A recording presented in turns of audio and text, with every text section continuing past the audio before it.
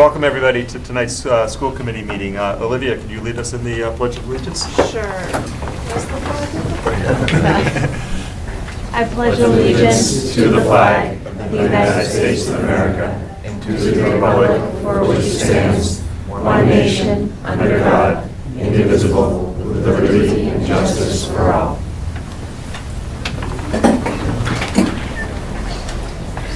Well, we have quite a few folks in the audience tonight for the National Merit Scholarship Awards here. So let's just get the quick business out of way here.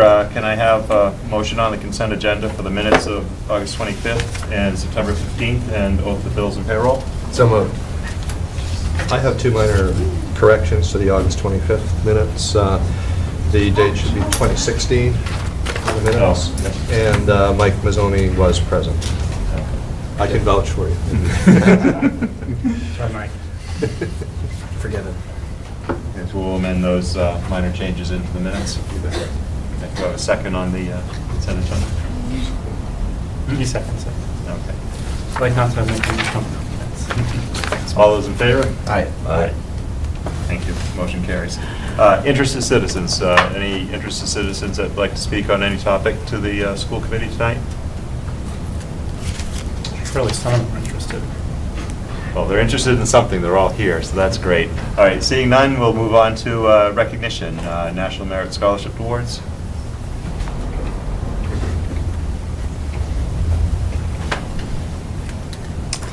Good evening, everyone. Once again, it's my annual pleasure to present to you a number of National Merit Scholarship commended students from Littleton High School. There's a press release coming out to the Littleton Independent and Lowell Sun about this. You'll be seeing it if you haven't already. Again, I'm honored to announce the names of the seniors. James McDonough we'll begin with, and Sujit Naparmish were recently designated as 2017 National Merit Scholar semifinalists, and they will continue in a competition a finalist, and we'll see in the next few months where they land in terms of their score, in terms of their rating across the country. But congratulations to James and Sujith. And in addition, we have seniors Axel Anderson, Megan Boussiere, Noah Gordon, Diana Kumakova, Benjamin LaCroix, Jenna Markupel, Zachary Miller, Elizabeth Portante, and Abigail Raymond were named commended students in the 2017 National Merit Scholarship Program.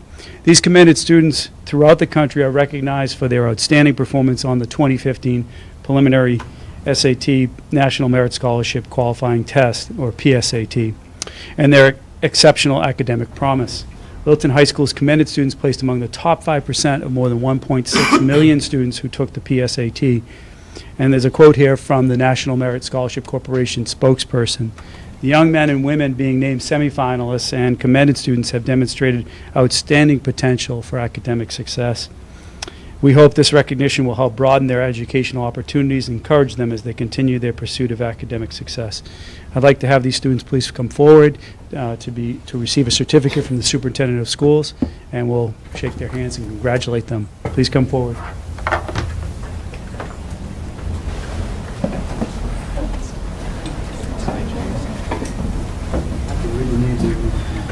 Sounds good. Axel Anderson.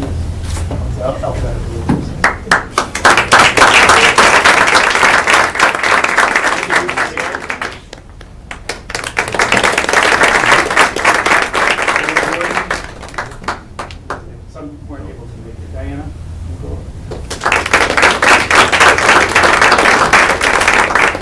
Benjamin LaCroix?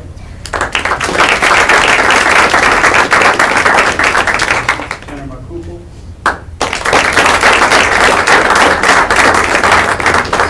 Zach Miller?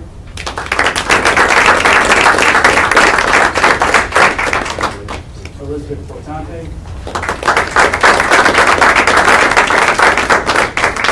Abigail Raymond? And just so everyone knows, I'm sorry for James and Sujit. There'll be a special recognition because you are still in the competition. You're semifinals, but you can come forward, please, and congratulate us.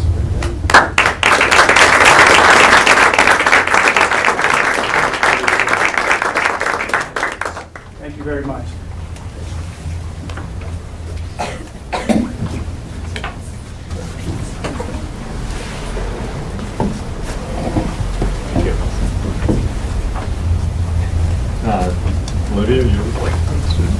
So there's not much for this meeting because everyone's kind of settling down into extracurriculars and other activities. The middle school on October 3rd and 4th have Eat Lunch with Your Kid Days, which I was personally a fan of because my mom brought brownies for me and all of my friends. And for Shaker Lane, their PTA-sponsored book fair was on Tuesday. And that's all for this week. Superintendent, any other? Just like to congratulate the athletes, and coaches, and the teachers that volunteered for co-curricular activities this term or during the fall. All sports and teams are off to a great start. We've had some great action, and weather's cooperated, and it's nice to see some rain coming down, so those fields are looking greener and less dusty, so to speak. So congratulations to all the participants.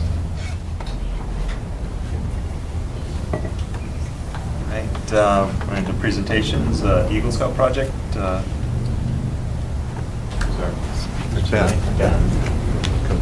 So my name's Ben Wickham. Past few weekends we've been down at Shaker Lane, painting new games on the pavement for the kids to play on and stuff like that. So we painted a new hopscotch, which is over in the corner behind, well, not quite behind, but all the way near the path leading up to the preschool playground. There's a number line that's not finished. That was the first weekend. We just laid down the lines, but that's over on the entrance, and right next to that on the other side of the crosswalk is the caterpillar with the alphabet, but that was not finished the first weekend. Another shot of that.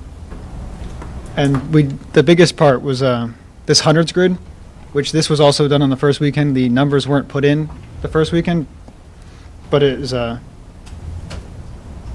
just a huge grid, 10 by 10, that was going to be filled with numbers.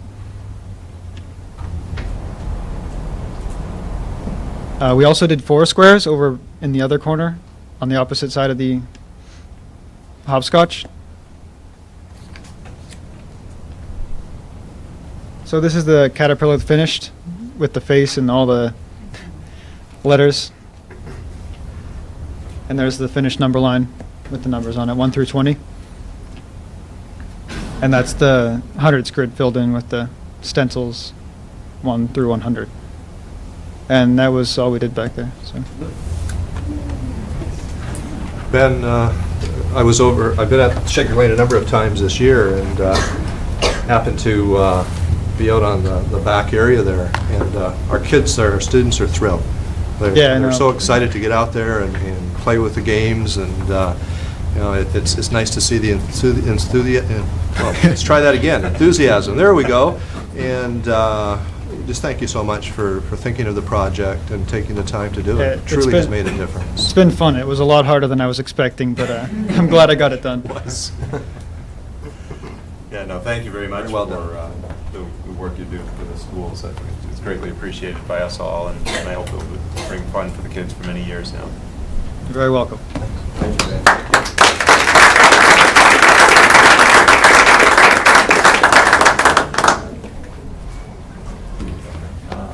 Up next, the First Robotics Club.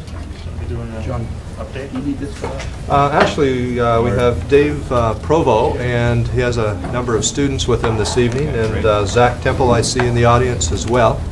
And they've been excited about this evening, and they've certainly been busy over the summer, and I've had a chance to meet with David a number of times, along with Principal Harrington, and they're doing a lot of great work. So on that note, I'll turn it over to you, David. Thank you. Thank you very much. You want enthusiasm, we got that. We got plenty of that. I'm David Provo, I'm the president of Littleton Robotics. Almost exactly a year ago, I was here at the committee's visioning session. And back then, I was talking about how I was investigating the idea of starting a robotics team at the high school. And tonight, for an update, I'd like to turn it over to members of that robotics team. Hello, I'm Brennan Crow. I'm Brian Provo. So we're from the Littleton First Robotics team. So the Littleton First Robotics team is a student-run community robotics project in which students from Littleton High School, we are programming, designing, and building a robot to compete against other teams, nation and worldwide. So it's we're a 501c3, and we are in our preliminary stages of a robotics team, and it teaches kids, or it gets them interested in science and technology, and it teaches them managerial, technical, engineering skills, and anyone can join. All right, so I'm not personally involved with the actual designing of the robot. I'm doing the books for the team, because it's like almost like a real company. So it's not just for kids who want to do engineering. It's for everybody. So I'll turn it over to Brian. Sorry, not your dad. Turn it over to Brian for our status update. Yeah, so what's our status? We have 30 kids signed up, 25 are male and 5 are female, and 20 have showed up to at least one meeting, which is great turnout for a first-year startup. We have mechanical, programming, and logistics meetings every week, and we actually met over the course of the summer to build a practice robot. And it was very easy to build because we only needed basic tools to assemble it, but it's not very good at doing anything specific, and it can't compete. Our goal actually is to set ourselves up to manufacture custom parts, and to do that we need metal fabrication tools, and that will actually allow us to make our own parts and compete in next year's game, which will be released in January. Now I'll turn it back over to Brendan, sorry. You guys just met, huh? Oh yeah, we just have trouble with names. That's all. So yeah, as Brian was saying, we're just kind of starting out in terms of fundraising, and we would really love your support and sponsorship, to be able to compete on a national scale. It takes a lot to get there, and we would really appreciate your support, and we think that this would be a great way for the Littleton school system to move forward our STEM program, so that we're more on par with some other schools.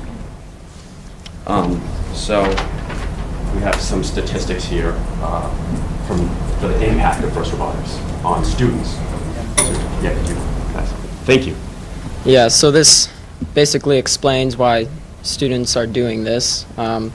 Participants are twice as likely to go into fields that involve engineering, and like Brendan was saying, participants gain skills in problem solving, time management, communication, and conflict resolution, which are all really relevant in everyday life. 90% of participants are more likely to go to college, which is great. On top of that, there's major scholarship money involved in FIRST, which is even better.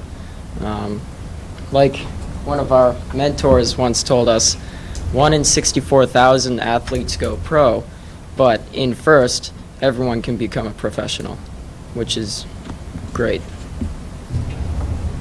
Yeah. Are there any questions? Could you tell us a bit about your targets for this year, financial, competition-wise?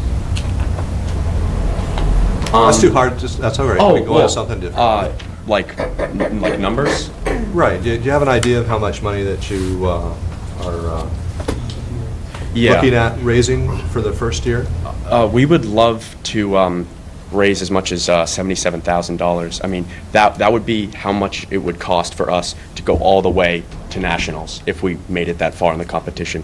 Of course, a lot of that is first-time startup money for for machinery that we would need to make the tools and stuff to compete. On a year-to-year basis after the initial startup money, it would cost about $25,000 to $30,000 to run this team, which is easily attainable through sponsorships with companies and such. And for your first year, what does the competition platform look like? That is not released until January. what the actual competition is. Okay. But how many competitions would you plan on attending? Ideally, we'd make it, I think there's 5 total? Yeah, so there's, the way it works is, I'm Deanna Clark, by the way. Up to the podium, please. Oh, sure. So the way it works is we're competing in the New England district. We'll go to 2 district events within New England, and then you gain points at those events. And those points can qualify you for the district championship in New England. And then your points that you gained at your district events, plus the points that you gain at district championships, can qualify you for the world championship, which is in St. Louis in April. So ideally, we'd end up going to 4 events. And as a rookie year, there are a lot of different awards you can get that help you make it all the way to the world championship. Wow. So for someone who's naive to this like world, what does a competition look like? Do they tell you? So it sounds like they only give you, if they release it at a certain date, they must give you a time limit to build something? Yeah, so the game is released in January, and every year it's different. I think last year it was medieval themed, which was really fun. But anyways, so they release it in January, and then you basically have 6 weeks to build a robot going into March. That fits that theme or whatever. Yeah, and then you compete in March. And what does the competition look like? What are you trying to? It's not like BattleBots like you see on TV. No, You're just trying to satisfy. They must have some sort of benchmarks or something like that. Yeah, I mean, sometimes it involves like throwing a ball through a hoop or something Oh, along those lines. Other times it involves moving something, but we're not trying to like destroy other people's robots. It's good to hear. John's probably glad that they're not using flamethrowers in the basement. Just give you the idea. Thanks, and very good job presenting. Yeah, that's good. Thank you very much. And they're off to a real good start. I was in their room the other day, and laser drill press already, and those tools look pretty good as well. So our maintenance supervisor was eyeing them up. I had to show him back to his old drill press and say, it works. So, but many thanks for making space. oh, you're welcome. Which You're space? They're sharing the maintenance room, and then the room right beside it, that's where they build their robots. So it worked out well. We were able to rearrange some people around the school and the district, and I'm really excited about the addition of robotics to the high school. It's something Principal Harrington and I have been talking about for a number of years, and it was nice to see that momentum happen so quickly, and to have that passion. I sit back in disbelief to see what you've already done this summer. I was in the school, I believe it was the end of July. We were walking around, and you had a sample robot that you were showing off at the Thursday in the Commons. And so I just really appreciate the dedication to the cause, so to speak. So thank you very much. I had a couple questions. Thank you. as well. Before you go. Sorry. That's quite all right. In terms of more the book side, and if these are, if you can't answer them, that's really fine. We can figure it out offline. $77,000 would be the goal for this year. If this program were to continue next year, would that number change? Would it be more or less, given that it was your second year? Oh yes, definitely. So a lot of that $77,000 would be like buying machinery, that would then we wouldn't have to buy the next year. So it would be more like $25,000 to $30,000, and that's also that would mean that we would be going to the competitions. So there's cost in actually going to the competitions, like fees that you have to pay to actually attend them. So that's part of it too. I mean, if we don't make it as far, it's not going to cost quite as much also. But yeah, so the next years will not be nearly as expensive now. And if you have more members next year, if it's a really successful program and it's really popular and everyone says, I want to do that, will that increase your cost next year?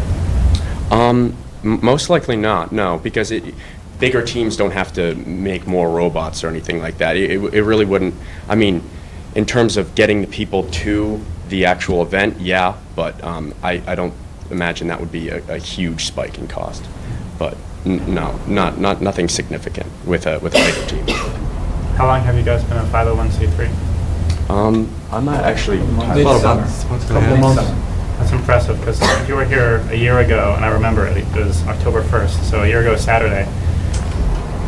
That's quick turnaround. You got it. 501c3 does not happen easily, Mhm. so good job to all of you on that. Thank Have you. you tried reaching out to, I know you've been looking at corporate sponsorships and companies.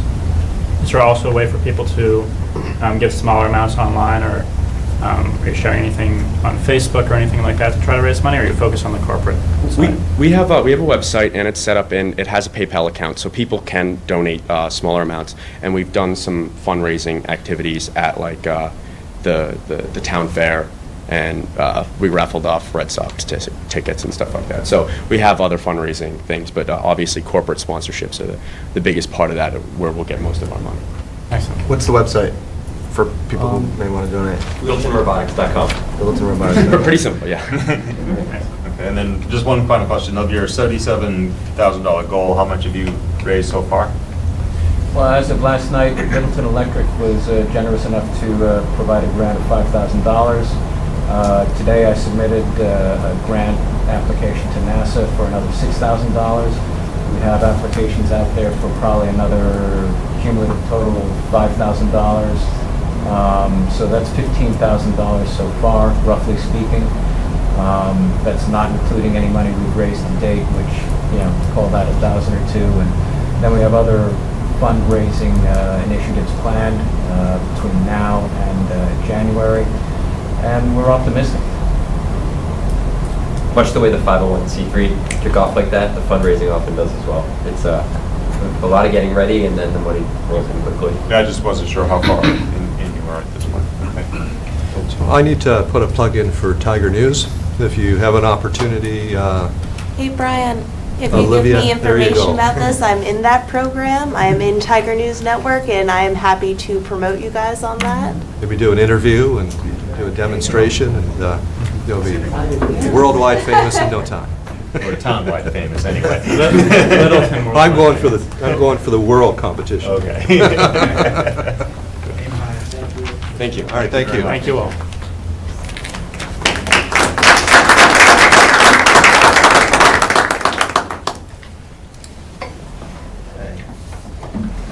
For the summary of professional development.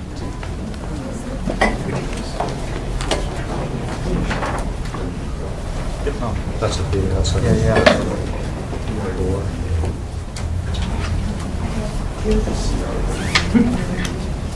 We're losing our audience quickly. That's normally how it goes. Quick, lock the door. Okay, so with the memo on the screen, I want to say, okay.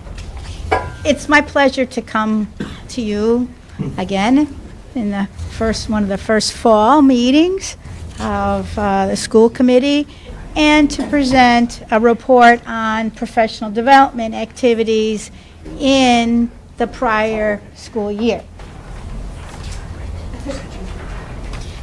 This report not only gives an overview of last year, but provides you with a skeletal schedule and structure for the professional development calendar in this school year as well. So, goal number 1 within the district strategic plan, Vision 2020, and the standard for professional development, calls for the district to offer a comprehensive professional development program for all staff, which includes district programs, site-based programs, college courses, workshops, and/or conferences. So accordingly, this report on the 2015-2016 academic year has a dual focus. I'll give you an update of some of the activities in the 12 early release development, professional development sessions, and faculty participation in the tuition assistance program. And remember that these PD opportunities are there to reinforce meaningful connections. And by meaningful connections, we mean connections to the district and school level improvement plans and goals. As I have set forth here in the memo to you, the early release PD sessions are offered on on different levels. The district level trainings involve all staff and are broken out and may be delivered to different cohorts of audiences depending on timing and the framework of those activities, but they do involve all staff within the district. Last year's district trainings took place in January and May. The January activities began an important theme in taking a look at school climate and culture, and those were topics and activities that were based on the work of Jeffrey Benson, who's a Teachers 21 consultant on school cultures. A number of administrators, curriculum coordinators, and grade level team leaders attended workshops with Dr. Benson, and this was one example of how when we have a prioritized attendance, a prioritized group of people attending a workshop, we don't want it to be just a one-time event, that we bring those themes and activities back to the district and explore them with the faculty in a more concerted way and take a longer lens, a longer look at the application and implementation of key strategies within our district.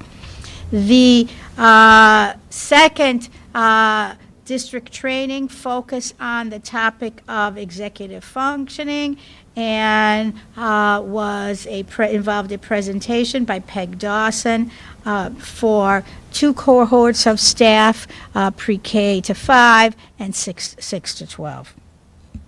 Then I have listed the site-based activities. Here, these site-based activities, the school committee is aware, they are faculty-led sessions. We've developed and refined each year proposal forms for individual faculty members to set forth proposals. And for PD sessions, that could be either 2 sessions, 4 sessions, or 6 sessions. We implemented that timing rotation so that we could accommodate faculty interest and involvement in a number of different sessions over the 6 site-based sessions. And I want to emphasize again a theme that I've emphasized before, that the rich variety of the faculty-led site-based proposals benefits, that's that nexus between benefiting the individual development of teachers, reflecting their ongoing interests, and furthering district and school improvement efforts and goals. So it's that, again, it's that nexus or connection between individual development and the larger strategic goals.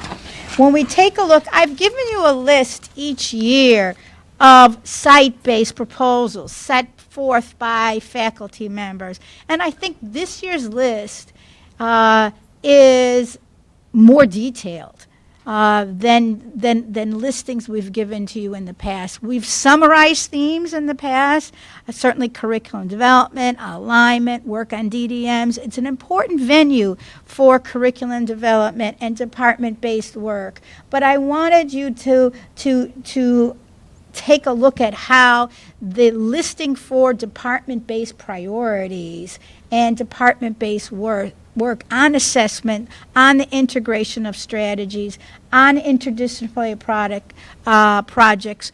You've heard about them from curriculum coordinators in this past year. The interdisciplinary project between the ELA and history curriculum departments involved work stemming from their reading of a Pulitzer Prize winning text on African American migration to the North. So I feel they're extremely detailed faculty-led proposals this year. And again, this report does involve a lot of typing, and the reason that we are giving you this list of activities to give you an appreciation and understanding of the vast array of either faculty-led projects that are involved in this site-based model. We changed the site-based model a little bit this year in the proposals to allow for groups to come together that represent a PK to 12 group of faculty. And that proposal, the mechanisms for that proposal, they had to submit their proposals to each of the 4 principals so that it would be reviewed by the site-based teams and incorporated into the listing in each of the schools to allow for teachers at that school to select that. And here we had central office staff.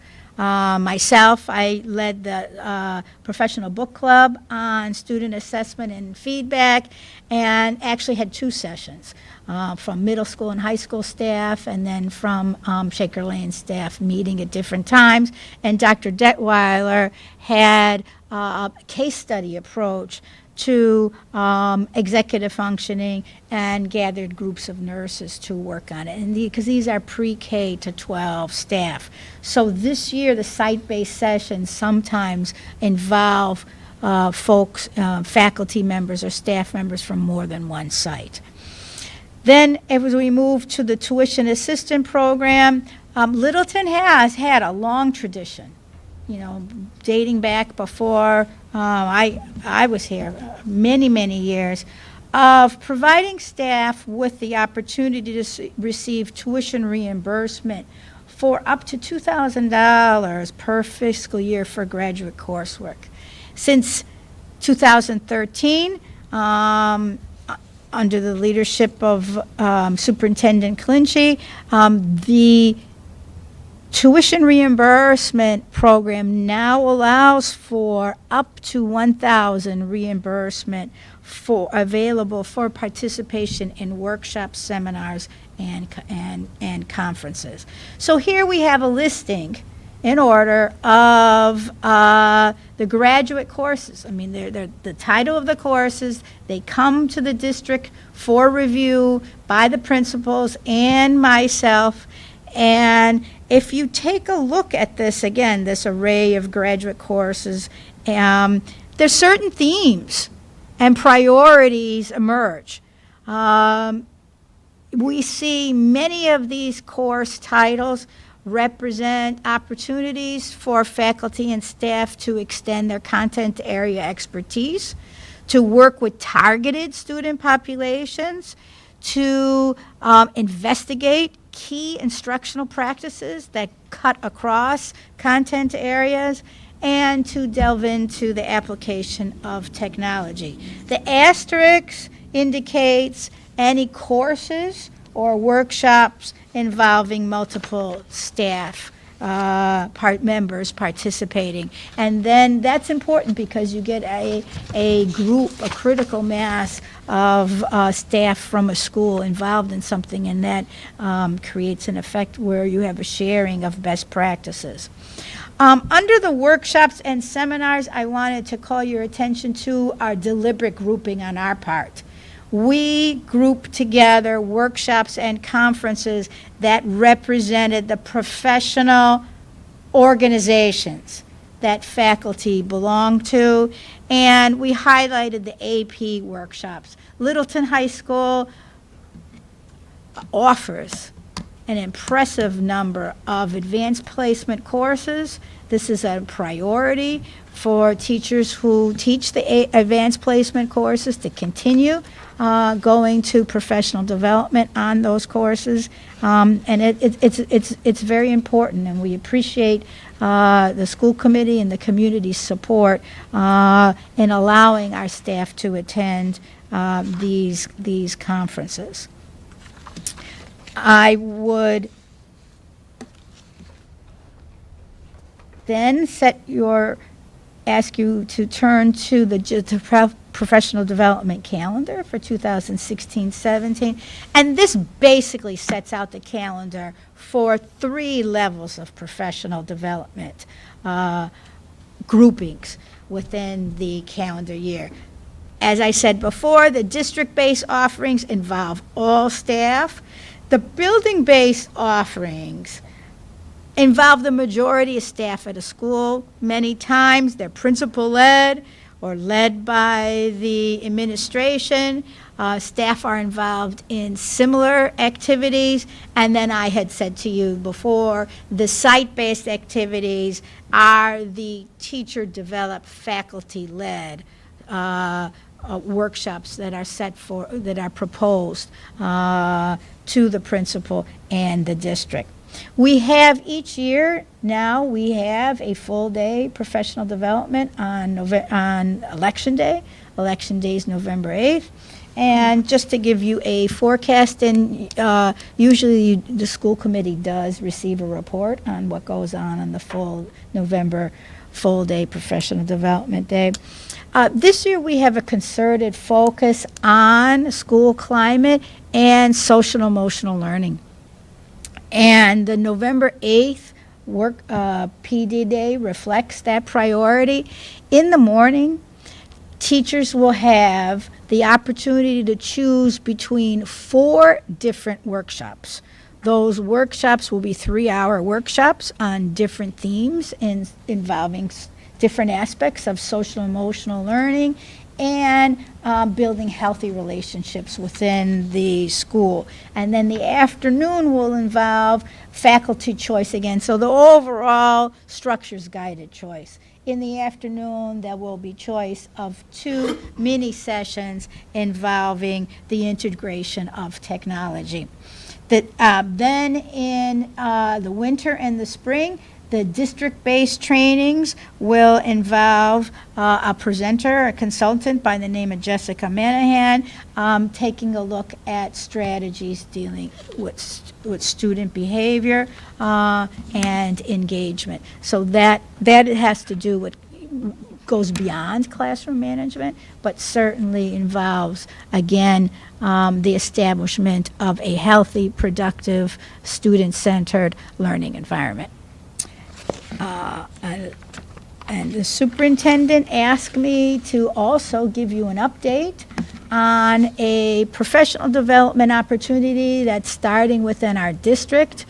Within the state, there's something called retail, and it's a lot of letters and initials across the state. And retail stands for Rethinking Equity in the Teaching for English Language Learners.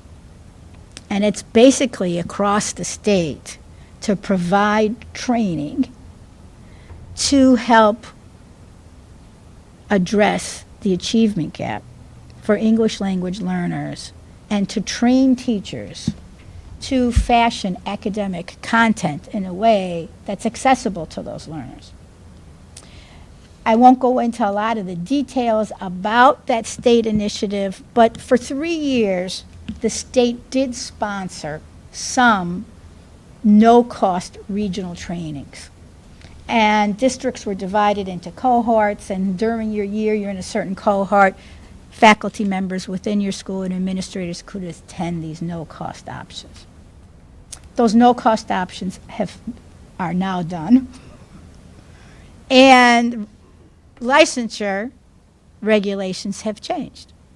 And within a small district, we felt it was our priority to continue to provide opportunities, high quality, in-district, no-cost opportunities for our teachers to be trained to provide what's called SEI, Sheltered English Instruction, in order to receive that endorsement or licensure, because the regulations changed.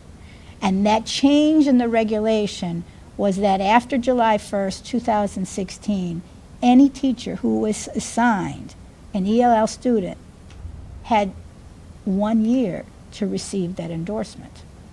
Now, undergraduate courses, I had sheltered English endorsement. That was one of them. There was an asterisk next to it, and our teachers went to different places last year. Some, the DESE, no cost, but there were not a lot of faculty that were able to have that no-cost option. So there was a bid process and an application process that we, as a district, decided to go through. We submitted our application, and I'm pleased it was accepted. So we developed proposals and developed a structure and developed coursework to offer it. And I'm pleased to tell you that 26 faculty members within Littleton have signed up for that course for the fall. And this will increase the district's capacity to deliver the type of instruction that meets the needs of all learners. It could also be very much a cost-saving initiative in professional development, because when I looked at the other institutions that submitted proposals or bids to be a provider for SEI endorsement, many were collaboratives, and that's what districts around here are doing. The teachers are on their own. It's go to a collaborative, sign up for a course, pay for it on your own, and there you go. Whereas we're deciding to offer this, and so the superintendent asked me to also, give you that update because it's starting this year. So I'm pleased to answer any questions or hear your comments. Just one comment. I think Jerry Lynn kind of underrepresented the opportunity to celebrate, and that's just because we're humble when we do presentations. But by doing what we've done, we've actually created an opportunity for us to save close to $35,000 in terms of professional development, because most of our teachers, with our changing demographics, are going to require the SAI endorsement. And we're able to offer, I think it's 70 seats this year? Yes. To our staff, which is incredible. So it's really, it's probably, it's more than $35,000. That's a pretty conservative number that I'm using. So it is quite a coup for us. And most districts, much larger than ours, chose to give the responsibilities to area collaboratives. And for those collaboratives, it's a revenue source. And I'm chairman of the board of directors of a collaborative, so, and putting my shoes on for that role, it's a moneymaker for those collaboratives. So it's kind of interesting to stick handle between the two roles. But I'm thrilled that we were approved. And it was as you can imagine, anything with the Department of Education involving funding or grant funding is an enormous amount of paperwork. And it took us over a month to fill out the paperwork and understand what they were asking for in certain areas. So I'd just like to commend Dr. Jamian on a job well done. I'm really excited about this course offering this year. So thank you. Thank you. Classic Canadian analogy with stick handling. I like that. It wasn't lost on me. Thanks again for another great presentation. If I can ask you to just talk about one thing a little bit more in detail. One of the questions I know I get often out and about, and I'm sure other people do too, is about the half-day Wednesdays, because we've talked about it at school committee before about the difficulty in juggling, the need for parent-teacher conferences sometimes on different days, because if they've students in different school buildings, and then also the professional development days. And I know some parents are concerned about the number and the frequency of these, but so maybe can you talk about like the reason why we do them this way? And Kelly, I don't know who. Oh, sure. Yeah. Do you want me to do it? Yeah. Sure. Okay. My pleasure. When you look at the teaching profession, you first of all need to realize that our teachers typically are teaching at least 6 different classes a day, and to teach those classes, it's not a matter of you have a bachelor's and a master's degree, just walk in and teach. There's a lot of preparation, there's a lot of assessment development and marking, curriculum development, collaboration between teams. So when you look at their 6 hours of classes during the day, there's hours that they spend doing all these other tasks. And research is very, very clear. Schools that meet the needs of all learners invest in professional development. And the only way you can do that is to arrange time during the day to offer opportunities for teachers to get together and work on joint projects or bring speakers in or professionals in, experts in various fields. And it's cost effective as well. If we were to offer this during the evening, it would cost us a tremendous amount of money. We couldn't afford, most districts couldn't have, I'm not going to say most, all districts couldn't afford to offer professional development that way. Now, some people may think, well, why don't we do it during the summer months? But in order to get the most out of professional development, it's imperative that you ingest professional development during the year so teachers can actually practice and integrate some of those components into their classrooms. If you do it during the summer months, the chances of full implementation minimize themselves. So we're a firm believer in PD, and the results of our district speaks to the success of our professional development program in our district. Thanks.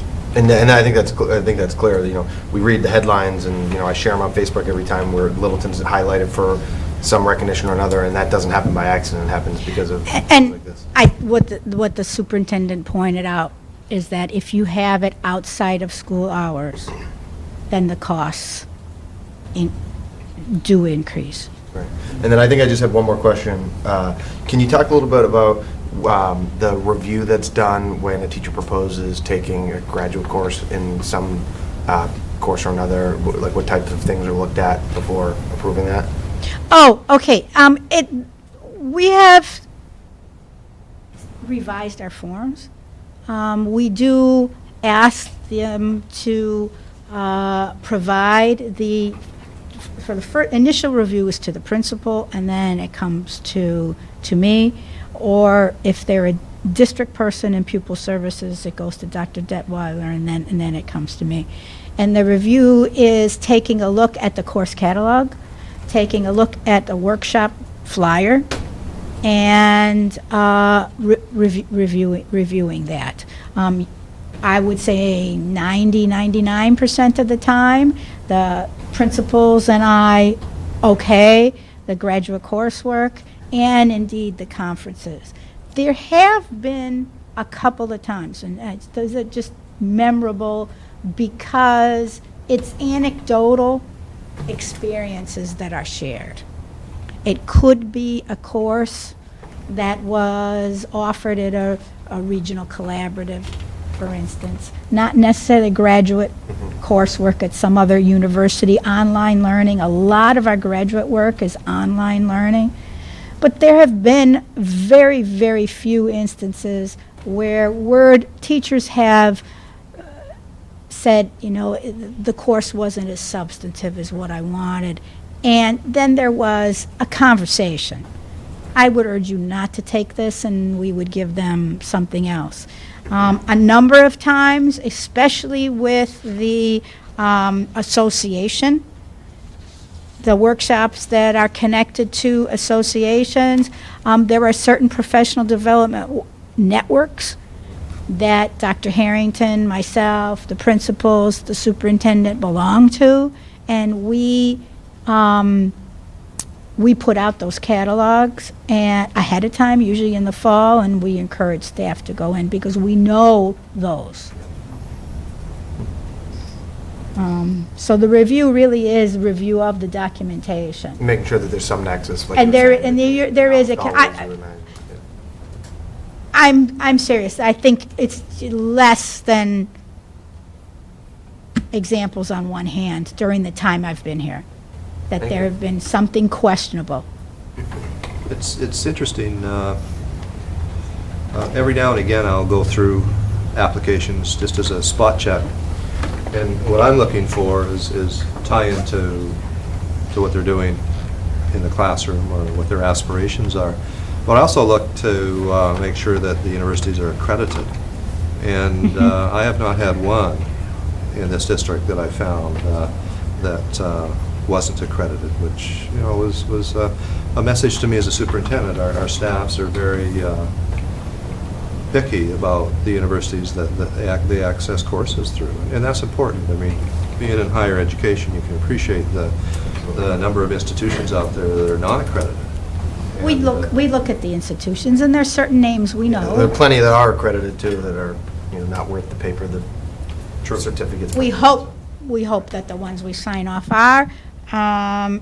I will say to you, any of them that involve an asterisk next to the name means the word has traveled, or an administrator has sent out the catalog and encouraged people to sign up. Great. Thank you. Thank you. I would just say, I was lucky enough to be in the first cohort for SEI training about, must have been spring 2012, maybe. 2012 was the first year. All right, and they actually paid me to take the class, which was nice. Not only reimbursed me at the time, so I jumped on it right away. But I know a lot of teachers in the same boat now who are, you know, have to pay to take the class, and I just think it's really important, because the reality is, sooner or later, all these teachers are going to need that endorsement as our demographics change. So I think it's really commendable that we're able to help these teachers out. Thank you. And we were concerned about teachers feeling the crunch, that the clock would start if they had a student assigned to them, and then they would only have 12 months, they would have to get the endorsement within those 12 months. And we wanted to have the most opportunity most options for student placement available, so that all of our teachers had that endorsement. Yeah, I know many teachers who have been put in that situation. I think that, like I said, it's that they don't have the same, they're going out and paying it for it out of their own wallet. So having, you know, being able to get it for free is excellent. Thank you. I wanted to first commend you and your team on the vast array of social and emotional learning opportunities that are in PD. We've been talking about social and emotional learning for 5 years, 4 or 5 years? A few years. A while. But it's not something that happens overnight, and I think the district has been very cognizant of that, and I think this is probably the most I've seen in terms of what we offer from a professional development standpoint, in terms of training teachers and educators to be great on SEL issues. And we were great last year too, but this is more. And so every year I think we're getting better and better at it, and I think we are seeing the results. In some of the presentations we've seen tonight already from students and their involvement in the community and giving back, I think that's wonderful, so I wanted to say thank you for that. I also had a question with the SEI. Do you know how many students we have? Are all of our ELL students doing SEI, or is it an... The SEI is the teacher side. Teacher endorsement? Right, but do all the ELL students require a teacher with the SEI endorsement? Okay. Yes, that's the issue. Okay. That's the issue. An administrator cannot place a student in the classroom of an unendorsed teacher. Regardless of where they are on the ELL, no matter where their literacy is. ELL status. Okay. And how many ELL students do we I have? don't know that. Okay, that's okay. I can find Around that. 20, 23, 24. And it's been trending upwards. Yeah, so, you know, I mean, it's not increasing at a rapid rate, but we're really getting close to having to hire another ELL teacher if you know, we hit the threshold of 28 to 30. And as you know, we had a CPR review, and they're doing a mid-review in November, so I'm sure they'll be looking at those numbers again when they come out. But it's important to note, to also realize when we're organizing students within various classrooms, we look at a variety of factors, and it allows us to have an equitable distribution of students among a number of staff. But if we only had one staff member trained with the SEI endorsement, it would cause an imbalance if we weren't careful. So this is one of the other reasons. I mean, there are many reasons why we embarked upon this journey, but we wanted to make sure that we could maintain our methodical grouping of students from grade to grade as well. And if we didn't have enough teachers with the endorsement, it would have hindered hindered our ability to do that. And, we needed the grade level team to represent, to reflect that SEI endorsement at the secondary levels. That's excellent. Thank you for taking the lead on that and getting ahead on that, because it's much better to be preparing for it than playing catch up when these students hit classrooms and we don't have that flexibility. I also wanted to mention that I think it's great that we're continuing to have the full day PD on Election Day. I think it makes sense. I think it causes the least disruption for what you can get out of it calendar-wise, which Mike was talking about, the early releases being concerning, and it is a concern, but every year I see this and I say, oh, well, this is why we do it. This is why we put up with it, right? It's sort of like paying taxes. You get something out of it, and this is, I think, pretty remarkable for what a lot of districts, relative to what a lot of districts are doing. I think we're doing a great job in terms of PD. But I think that this way we schedule it too is also saying, yeah, we know it can be a pain sometimes when we have the full day or the early release schedule. So I think we're cognizant of that. I think that helps. Hopefully helps the community understand that we're not just doing it for the hell of it, right? But I think we get a lot, pretty good bang for a buck here, even with the tuition assistance program, which is also remarkable for this district, for any district really. There have been conversations at the state level about whether or not the state should just have teachers covered under, state employees get certain tuition benefits for continuing education, particularly if it relates to their job. And there are a lot of people saying, yeah, teachers should get that too.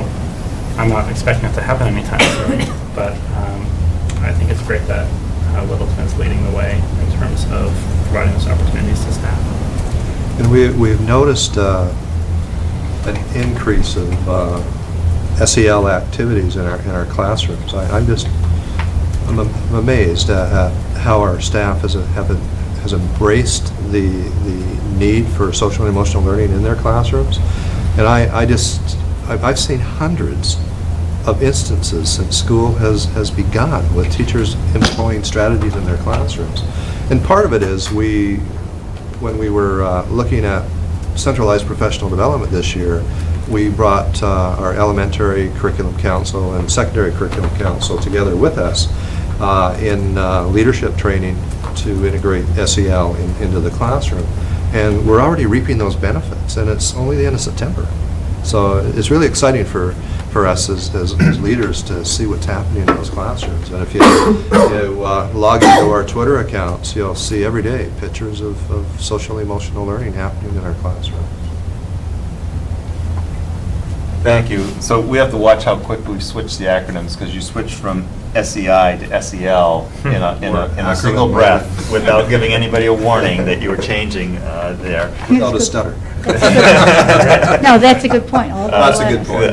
There. So we should be careful about when we switch the acronyms there. But I wanted to just thank you, first of all, for the presentation. I appreciate it every year because it gives us great insight in terms of what's going on. And I do appreciate your feedback, because we do put a lot of detail in it, and you have given the clear message that you want that level of detail. Because I think it's also important for us to understand, and to always give a glimpse to the public on, the teaching profession is not what it was, 10 years ago, 20 years ago, 30 years ago. It's constantly evolving, much like every other profession is. And as I see, even in terms of the licensing requirements, the educational minimums are significantly increased here. So keeping us abreast of what's happening in that, so that we understand how that impacts what kinds of services we have to offer for our teachers, as well as their requirements to keep up to date, I think is very important for us all here. I have one clarifying question, Kelly, because when we talked about the SEI class, did we apply for a grant or did we purchase a course? I was a little unclear on how you. It was more of a grant opportunity with the Department of Education. They prior to this year, they were controlling the process and hiring instructors to go out and deliver this course, but they didn't have the resources to continue to do that, and or the funding, so they managed to loosen their control, so to speak. and allowed districts, collaboratives, mainly collaboratives, to apply to be host sites. And if you met the criteria, they funded the instructor. So that's how we were able to do this for free for this year. Okay, so we got 70 seats available. For this year. Okay. But basically at no cost to the district. That's the part that I was not quite clear. No cost to faculty members. No cost to faculty. members. And we The- paid, so we paid it out of our PD PD. funds? Right, but it was a minimal. The cost. That's the part that I Okay. wasn't quite clear about what. There was a bid process set forth by the state, by the Department of Education, and you had to verify certain aspects of what you were providing, and go by, and have the coursework reflect the courses that were developed at the state level and have the same level of instructors and training. The cost then, the budget that would be submitted by the district and the cost that we would incur is the cost for the hiring of the instructor and some building maintenance and coverage issues, That was minimal. Yeah, I was which gonna are say- minimal. Yeah, so maybe maybe I'll just rephrase it, because I'm phrasing it, in terms of, I hate to say, I need a dollar number here. So if our teachers elected to go to one of the collaboratives, it would cost us $1,000 or $2,000 per teacher out of our professional development funds We there, looked- versus how much did 800 it? to 1,000, yeah. Hmm? 800 to 1,000. And then- Total, I get where you're going, Yeah. Darrell. Total for us, and Jerry Lynn has funding that she controls, but my understanding is, what did it work out to, Jerry Lynn, 9? It worked out to almost $9,000, so. for the whole year, for both sessions. So it's a fall semester course and a spring semester course, about 4,400 for each course, for each semester.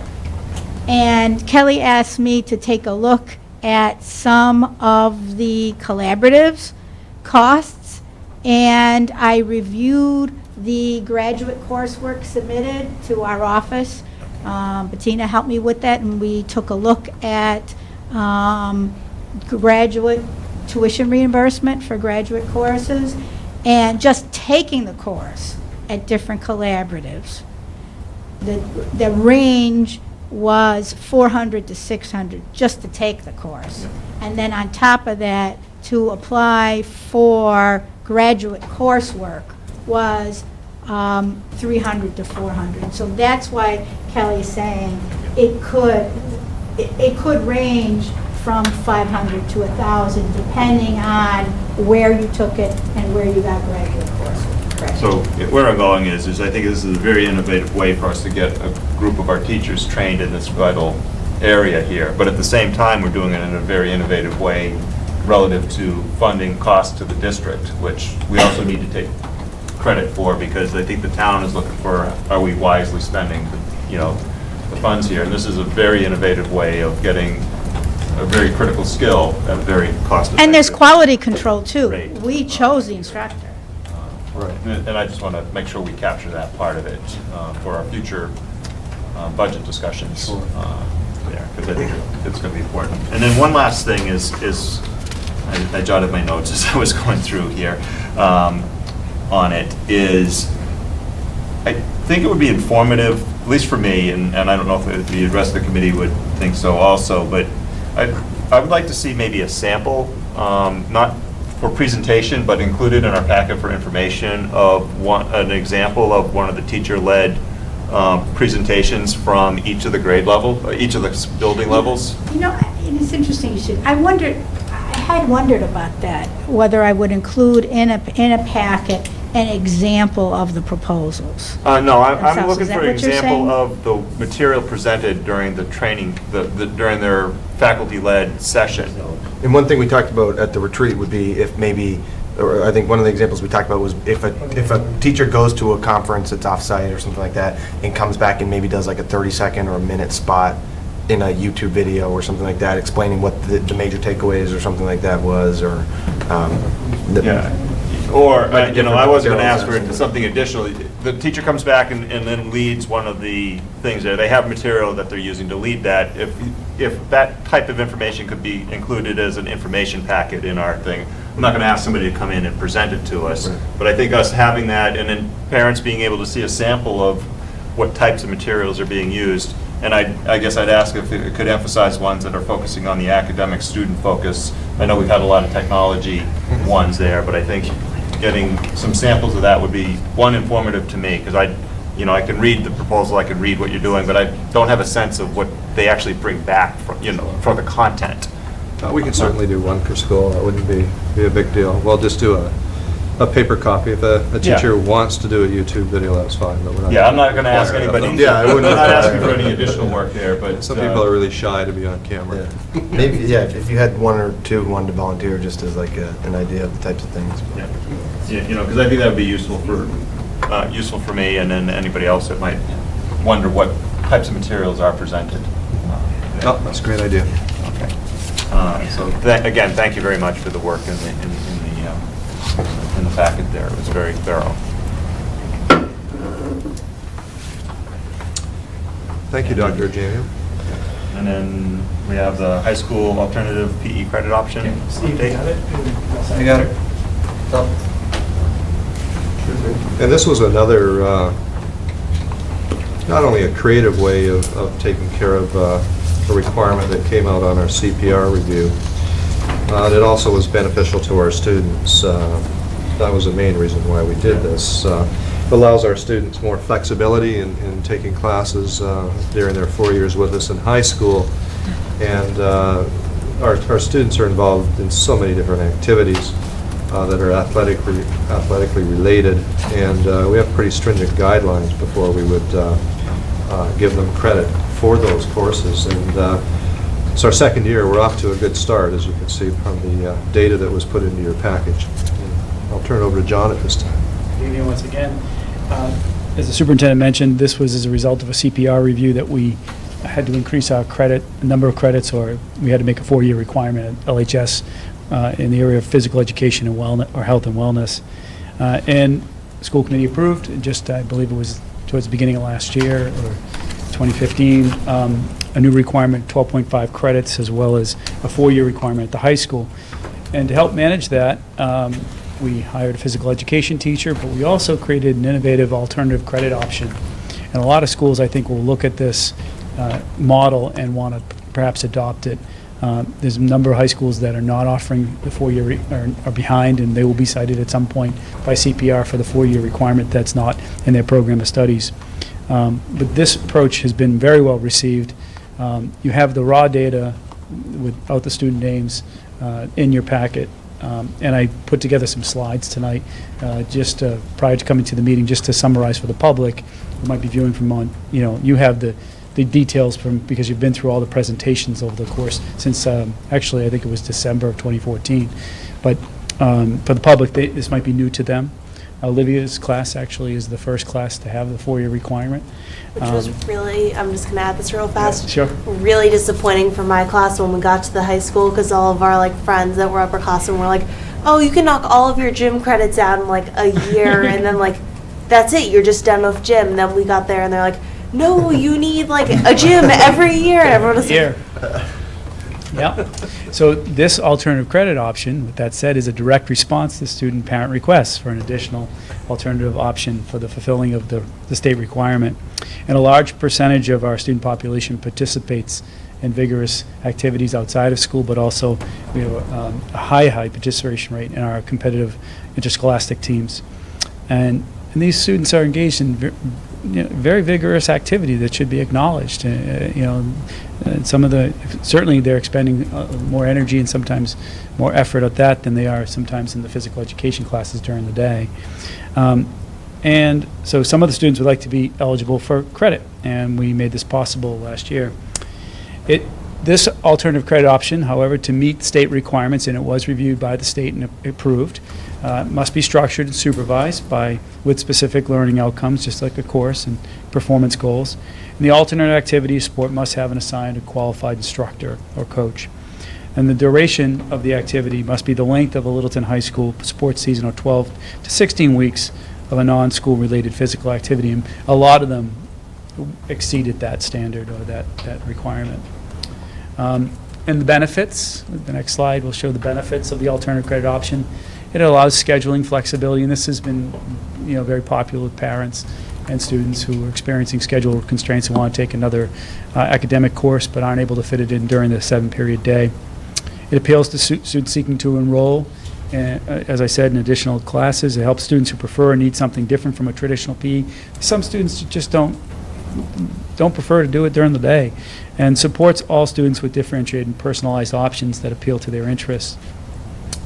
And I mentioned that it's been well received. So we'll just go to the slide with the table. Sports for alternative credit. You have the raw data, but then if you just were to sort of summarize it in a table form, this is what it would look like by season. Last year, these are the sports or activities that students engaged in. The kickboxing stuck out to me, and horseback riding and Irish dance as some unique activities for students. Gymnastics, though, is both something that we have a co-op with another district for our students to participate in gymnastics, but they also have it as an alternative activity through their gymnastics teams beyond a high school. And there were a number of different dance programs, which when I delved more into, I was astounded by the number of hours that the students put into their dance performances. We'll go to the next slide, which shows the participation in alternative credit option by season. You'll see that the fall sports were last year, of course, were heavily subscribed because it was the first year of implementation, so the students jumped right at it in the fall. And they only had to fulfill the requirement by earning 2.5 credits. It's the requirement by the state is every year. So the students can do that in a semester and be done with their requirement. And you'll see that as it was emphasized by the school committee, we did allow a limited number of alternative activities outside of our school day because quality control was important to us, and we didn't have someone going on site to check that, that studio or, verify that. But we did have paperwork that required signatures and assessment. And we'll go to the next slide that shows the participation of LHS students by season, and the percentages there, and the total participants. About a third of our school participated in this. Yeah. Is that individual numbers or per season? Those are individual numbers. The fall sports number of participants were 59, but cross grade levels. So percentage of the total students across the grade levels was 13% of our students were in the fall season. Yeah. And but none of them are duplicated from the spring. But yeah, they couldn't actually. That was we did discuss that actually today, this afternoon. I was looking at this with another teacher. They couldn't cross over. They had to be unique one season. They can only count it once. Okay. You can't double up. Actually, a lot of students would like to do that, and try to get it done. Can I do it in the fall and the winter and be done with my 2 years? No, it has to be every year. So only one counts. We did have that. Last year for me, because the communication wasn't super great because you guys found out about the requirement and then how information got to the students for that was a little off. So I was told, because freshman year I only took a health class, I didn't do any gym, so I was told I needed to make up that credit. Yeah. So last year, technically if I had done all of the paperwork, I would have gotten 7.5 gym credits.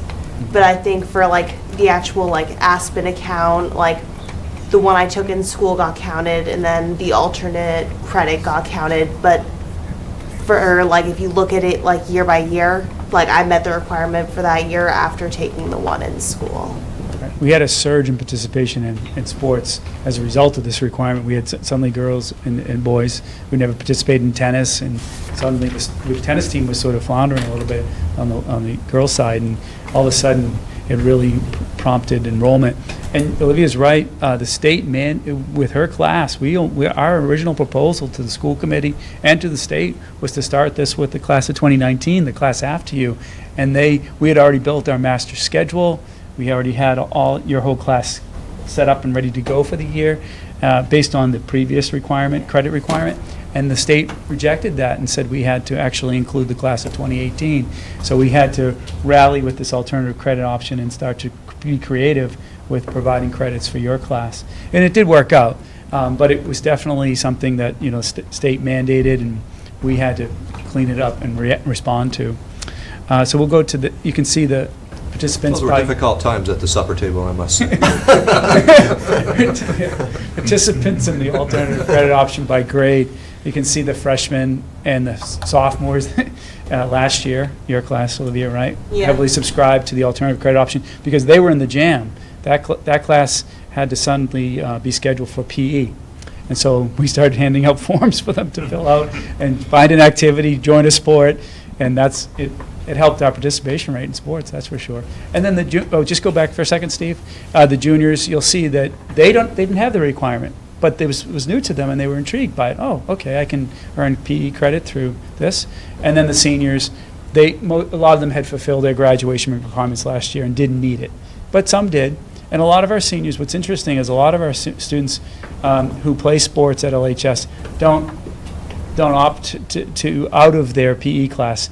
They want to keep it because they want the workout. And I've mentioned that at previous meetings. They want to get their time in the weight room in particular. Okay, so we'll go to the next slide here. 2015, proportion of each grade. And you can see the breakdown there. And it sort of brings testimony to what I was just talking about. You had a visual representation of this with a bar graph, but now it is in a table. So it sort of plays out here. Only 9 seniors last year participated in the alternative credit option. And then we'll go to the next slide. I think there might be, that's it, all right? So that's the update, quick summary. Thank you for approving this program. The community is very happy with your decision, and the faculty, the students, and the parents are all glad that you approved this, so thank you. John, a question.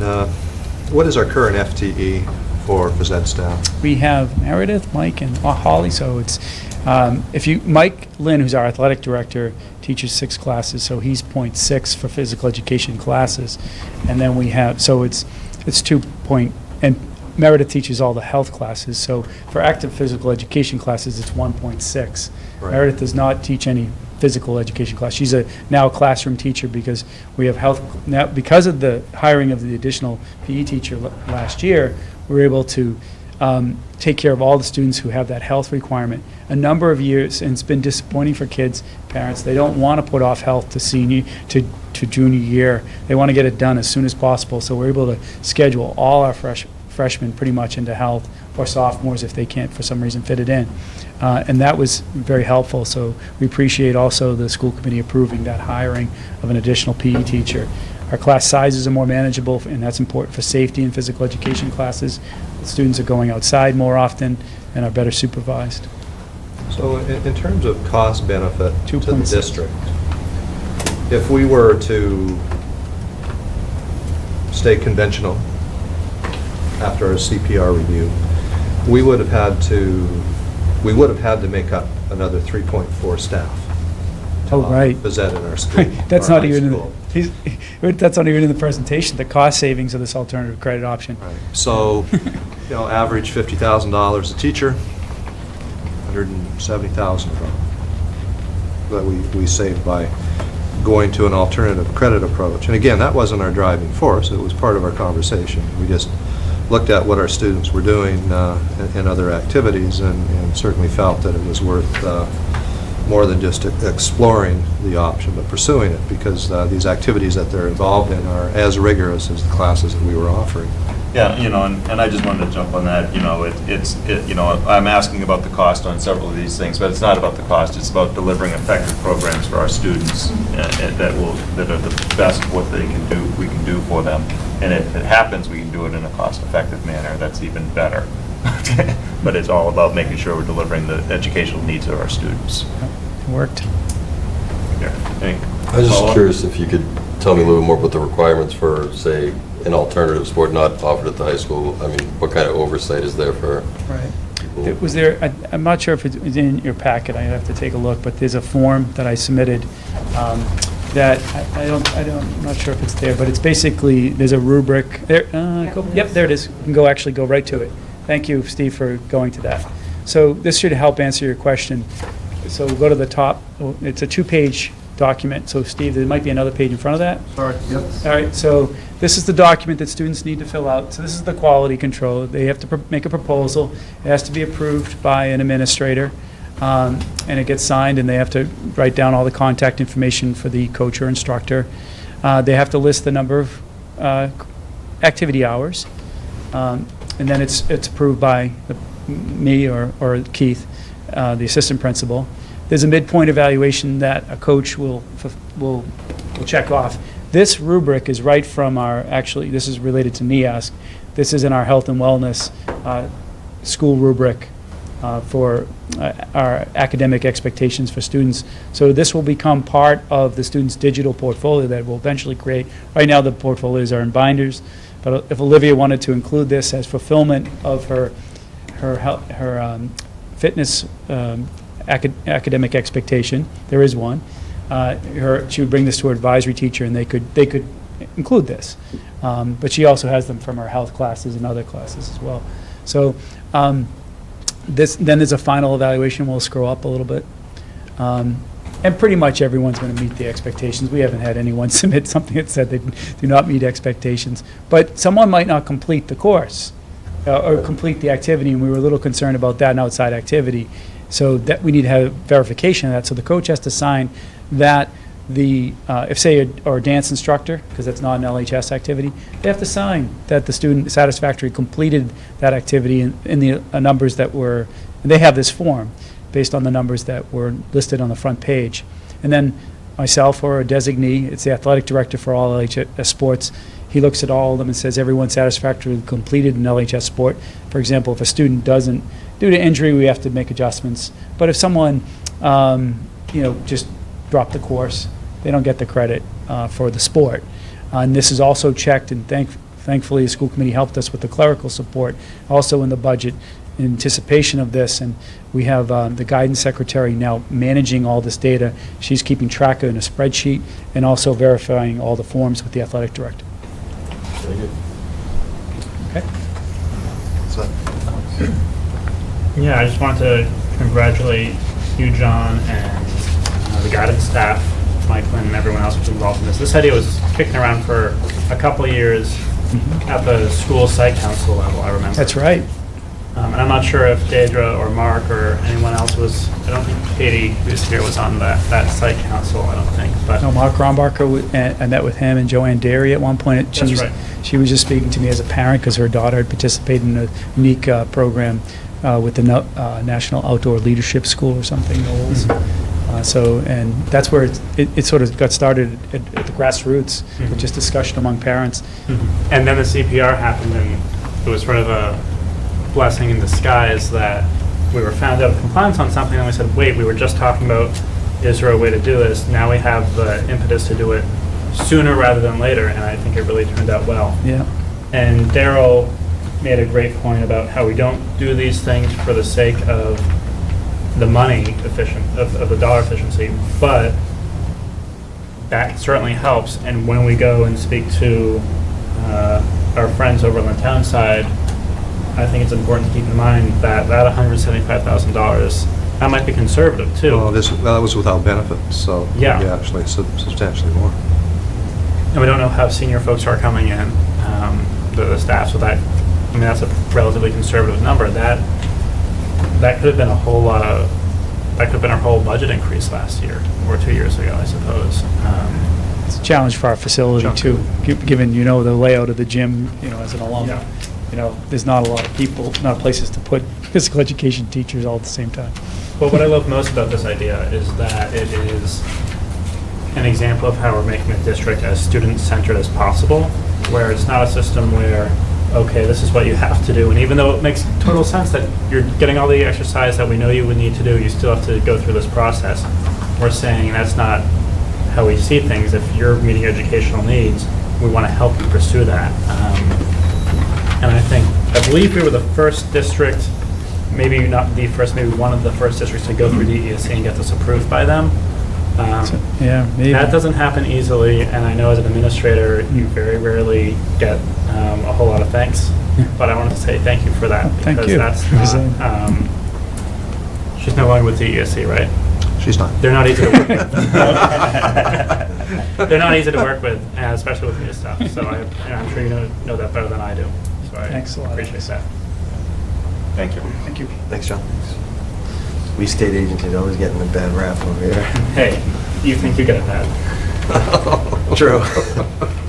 Just So so you we guys. should compliment them because they did approve the program on an That's right. expedited basis, so we will give them credit for that. Exactly. Kind of in there I because think Olivia had something to say too. Just so you guys know from like a student perspective, like the form, like it looks weird, like if you look at it, but like filling it out, because I filled it out for 2 different things, because I'm the one that's kickboxing up on the chart. That one, no one really entirely knew what they were doing with the program, or the sheet at that point, but like I had my coach fill it out completely, and then I handed it in afterwards, and it got approved. But for a lot of the spring sports, because last year's my first year doing tennis, I sat down with Mr. Christie when we were making my schedule for this year. I said I want to do a spring sport. He helped me fill out the sheet, and then I handed it in. I never saw it again, but I got the credit for it. So it's very simple on our side. Yeah. Good. That's what you want. That's good. Under old business, letter to Board of Selectmen, FinCom. Included in your package, and it was sent on September 19th. I attended the Board of Selectmen meeting last Monday. They went through capital updates and other warrant articles. They didn't specifically talk about the budget transfers during that meeting. Yeah, so. Nothing else in old business? That's it. Interested citizens, we lost them all. Almost all. Almost. I see one. Couple. Show of hands. Okay, subcommittee reports, PMBC. Let's see, I gave kind of a complete update last meeting there. Not much change. I think the track is the new surface is being laid down at this point. Oh, they've already started? Yes. Yeah. Wow, Yeah. there's progress Yep. there, so. That was a big project. Yeah. Yeah, they've been working on it for a while. Yeah, they a few had to get weeks. a special scraper in and scrape up the track and, yep. Let's see, Alex, any update on the budget subcommittee? We set our schedule for the next month or two. We'll re-evaluate that after town meeting to see if we wanted to make any changes once Mike is maybe some of his evenings back. We'll see. We might take those before he does. But we will be having our first meeting of the year next month. And then policy? Nothing to report. No policy updates? Was left in such good shape. Thank you. Stop bringing Next my month. dinner for once, and I got the patties to hold me over. With that, I don't think we have an executive session necessary We do not. tonight, so I'll entertain a motion to adjourn. So moved. Second. Motion made and seconded. All in favor? Aye. Meeting adjourned. So Mike.